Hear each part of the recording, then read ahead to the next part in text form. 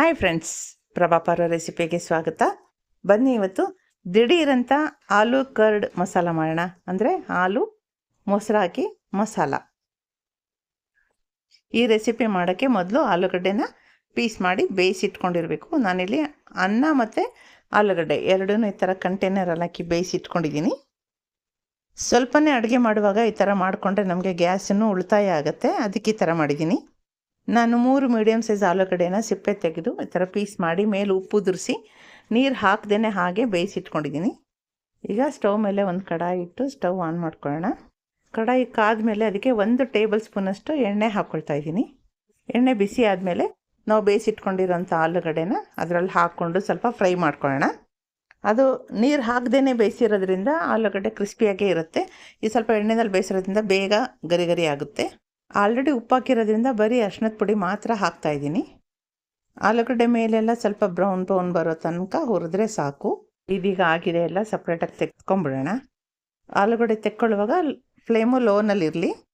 ಇದೇ ಎಣ್ಣೆಗೆ ಈಗ 4 ಲವಂಗ, 1 ಏಲಕ್ಕಿ, 4 ಚಕ್ಕೆ ಪೀಸ್ ಹಾಕೋಣ. 1 ಈರುಳ್ಳಿನ ಉದ್ದದಕ್ಕೆ ಹೆಚ್ಚಿಟ್ಕೊಂಡಿದ್ದೀನಿ, ಅದು ಹಾಕ್ತಾಯಿದ್ದೀನಿ. ಈರುಳ್ಳಿ ಬಣ್ಣ ಬದಲಾಗೋವರೆಗೂ ಹುರಿಯೋಣ. 2 ಹಸಿರು ಮೆಣಸಿನ್ಕಾಯಿನ ಸೀಳದೆ ಹಾಗೆ ಹಾಕ್ತಾಯಿದ್ದೀನಿ. 1 ಟೀ ಸ್ಪೂನಷ್ಟು ಶುಂಠಿ ಬೆಳ್ಳುಳ್ಳಿ ಪೇಸ್ಟ್ ಹಾಕೋಣ. ಫ್ಲೇಮು ಲೋನಲ್ಲೇ ಇರಲಿ. ಶುಂಠಿ ಬೆಳ್ಳುಳ್ಳಿ ಪೇಸ್ಟ್ ವಾಸನೆ ಹೋಗೋವರೆಗೂ ಹುರಿಬೇಕು. ಬಾಣಲಿಗೆ ಮಸಾಲೆ ಎಲ್ಲ ಅಂಟ್ಕೊಂಬಿಟ್ಟಿದೆಯಲ್ಲ, ಸೀದೋಗುತ್ತೆ ಅಂತ ಯೋಚನೆ ಮಾಡೋದು ಬೇಡ. ಈಗ ಇದಕ್ಕೆ ಒಂದು 10 ಕಾಳು ಗೋಡಂಬಿ ಹಾಕೋಣ. ಅದನ್ನು ಚೆನ್ನಾಗಿ ಫ್ರೈ ಮಾಡಬೇಕು. ಚೆನ್ನಾಗಿ ಹುರಿದಾದ್ಮೇಲೆ ಈಗ ಸ್ವಲ್ಪ ಕೊತ್ತಂಬರಿ ಸೊಪ್ಪು ಹಾಕೋಣ. ಅದನ್ನು ಈಗ ಮಸಾಲೆ ಜೊತೆಲಿ ಚೆನ್ನಾಗಿ ಮಿಕ್ಸ್ ಆಗಿ ಕೊತ್ತಂಬರಿ ಸೊಪ್ಪು ಬಾಡೋವರೆಗೂ ಹುರ್ಕೊಳ್ಳೋಣ. ಈಗ ಮಸಾಲೆ ಎಲ್ಲ ಚೆನ್ನಾಗಿ ಹುರಿದಿದ್ದು ಆದಮೇಲೆ ಚಿಕ್ಕ ಕಾಫಿ ಲೋಟದಲ್ಲಿ 1 ಲೋಟ ನೀರು ಸುತ್ತ ಹಾಕಿ ಸ್ಟವ್ ಆಫ್ ಮಾಡಿಬಿಡೋಣ. ಈಗ ಒಂದು ಬಟ್ಲು ತೊಗೊಂಡು ಅದಕ್ಕೆ 2 ಕಾಫಿ ಲೋಟ ತುಂಬ ಆಗೋಷ್ಟು ಮೊಸರು ತೊಗೊಳ್ಳೋಣ. ಈ ಮೊಸರಿಗೆ 1 ಚಮಚ ಕೆಂಪು ಮೆಣಸಿನ ಪುಡಿ, 1 ಚಮಚ ಧನಿಯಾ ಪುಡಿ, ಅರ್ಧ ಚಮಚ ಜೀರಿಗೆ ಪುಡಿ, 1 ಚಮಚ ಉಪ್ಪಿನ ಪುಡಿ, ಸ್ವಲ್ಪ ಕಸೂರಿ ಮೆಥಿನ ತೊಗೊಂಡು ಚೆನ್ನಾಗಿ ಅದನ್ನು ಅಂಗೈಯಲ್ಲಿ ಹೊಸ್ತು ಈ ಥರ ಅದಕ್ಕೆ ಹಾಕ್ಕೊಂಡು 1 ಸ್ಪೂನ್ ತೊಗೊಂಡು ಚೆನ್ನಾಗಿ ಮಿಕ್ಸ್ ಮಾಡಿ ಮ್ಯಾರಿನೇಟ್ ಮಾಡಿ ಇಟ್ಬಿಡೋಣ. ಈ ಥರ ಎಲ್ಲ ಚೆನ್ನಾಗಿ ಕಲಸಿ ಇಟ್ಬಿಡೋಣ. ಮ್ಯಾರಿನೇಟ್ ಅಂದರೆ ನಾನಿಲ್ಲಿ ಬೇರೆ ಯಾವುದೇ ಇಂಗ್ರೀಡಿಯೆಂಟ್ಸ್ ಆ್ಯಡ್ ಮಾಡ್ತಿಲ್ಲ ಅದಕ್ಕೆ. ಈಗಾಗಲೇ ನಾವು ಈರುಳ್ಳಿ ಗೋಡಂಬಿ ಎಲ್ಲ ಹುರಿದಿಟ್ಟಿದ್ವಲ್ಲ, ಅದನ್ನು ತೊಗೊಂಡು ಬರೀ ಗಟ್ಟಿ ಪದಾರ್ಥ ಮಾತ್ರ ಹಾಕ್ಕೊಂಡು ಫಸ್ಟು ಮಿಕ್ಸಿ ಜಾರಲ್ಲಿ ರುಬ್ಕೊಳ್ಳೋಣ. ಮತ್ತು ನೀರು ಹಾಕೋ ಅವಶ್ಯಕತೆ ಇಲ್ಲ. ಇದೇ ಗೊಜ್ಜಿರುತ್ತಲ್ಲ ಅದನ್ನು ಹಾಕ್ಕೊಂಡು ನೀಟಾಗಿ ರುಬ್ಕೊಂಬರೋಣ. ಈಗ ಇದು ರುಬ್ಬಿ ಆಗಿದೆ ನೋಡಿ, ನೈಸ್ ಆಗಿದೆ. ಈಗ ಸ್ಟವ್ ಮೇಲೆ ಒಂದು ಕಡಾಯಿ ಇಟ್ಟಿದ್ದೀನಿ. ಈಗ ಒಂದು 2 ಟೀ ಸ್ಪೂನಷ್ಟು ಎಣ್ಣೆ ಹಾಕ್ಕೊಳ್ಳೋಣ. ಎಣ್ಣೆ ಕಾದ್ಮೇಲೆ 1 ಟೀ ಸ್ಪೂನಷ್ಟು ಜೀರಿಗೆ ಹಾಕ್ಕೊಳ್ತಾ ಇದ್ದೀನಿ. 1 3 ಮೆಣಸಿನ್ಕಾಯಿ, ಕೆಂಪು ಮೆಣಸಿನ್ಕಾಯಿ ಮತ್ತು ಒಂದು ಸ್ವಲ್ಪ ಕರ್ಬೇವಿನ ಸೊಪ್ಪು, 1 ಮೀಡಿಯಮ್ ಸೈಜ್ ಈರುಳ್ಳಿ ಚಿಕ್ಕದಾಗಿ ಹೆಚ್ಕೊಂಡು ಅದನ್ನೆಲ್ಲ ಸೇರಿಸ್ಕೊಂಡು ಇವಾಗ ಹುರ್ಕೊಳ್ಳೋಣ. ಈಗ ಈರುಳ್ಳಿ ತುಂಬ ನುಣ್ಣಗೆ ಬೇಯಬೇಕು ಅಥವಾ ಕಲರ್ ಬಿಡೋ ತನಕ ಬೇಯಬೇಕು ಅಂತಿಲ್ಲ. ಸ್ವಲ್ಪ ಎಣ್ಣೆಯಲ್ಲಿ ಬಾಡಿದ್ರೆ ಸಾಕು. ಯಾಕೆಂದರೆ ಅದು ಊಟ ಮಾಡುವಾಗ ಚೆನ್ನಾಗಿ ಕರುಮ್ ಅಂತ ಸಿಗ್ತಾ ಇರುತ್ತೆ, ಚೆನ್ನಾಗಿರುತ್ತೆ.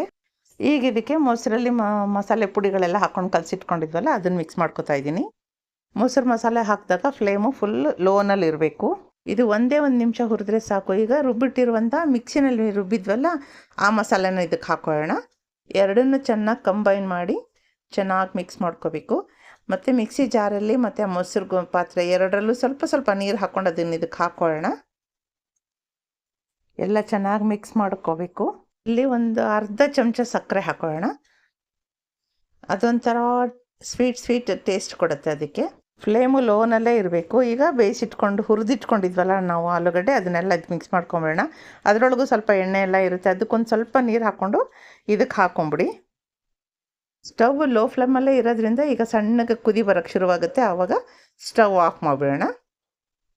ಕೊನೆಯಲ್ಲಿ ಕೊತ್ತಂಬರಿ ಸೊಪ್ಪು ಸಣ್ಣದಾಗಿ ಹೆಚ್ಚಿ ಗಾರ್ನಿಷ್ ಮಾಡಿಬಿಡೋಣ. ಈಗ ನಮ್ಮ ಆಲೂ ಕರ್ಡ್ ಮಸಾಲ ರೆಡಿ. ಫ್ರೆಂಡ್ಸ್, ನಿಮ್ಗೆ ಇಷ್ಟ ಆಗಿದೆ ಅಂದ್ಕೊಳ್ತೀನಿ. ನೀವು ಮನೇಲಿ ಟ್ರೈ ಮಾಡಿ, ಲೈಕ್ ಮಾಡಿ, ಹಾಗೆ ಹೇಗೆ ಬಂತು ಅಂತ ಕಮೆಂಟಲ್ಲಿ ಹೇಳೋದನ್ನು ಮರಿಬೇಡಿ. Thank you friends, thank you for watching. ನಾನಿಲ್ಲಿ ಅನ್ನಕ್ಕೆ ತುಪ್ಪ ಹಾಕಿ ಕೊಡ್ತಾಯಿದ್ದೀನಿ. ಊಟ ಮಾಡುವಾಗ ನಂಗೆ ಇನ್ನೂ ಬೇಕು ಅಂತ ಹಾಕ್ಕೊಂಡು ಊಟ ಮಾಡಿದ್ದೀನಿ. ಅಷ್ಟು ಚೆನ್ನಾಗಿತ್ತು ಸಾರು. ನೀವು ಮನೇಲಿ ಟ್ರೈ ಮಾಡಿ ಫ್ರೆಂಡ್ಸ್, ನಿಮಗೂ ಇಷ್ಟ ಆಗುತ್ತೆ. Thank you.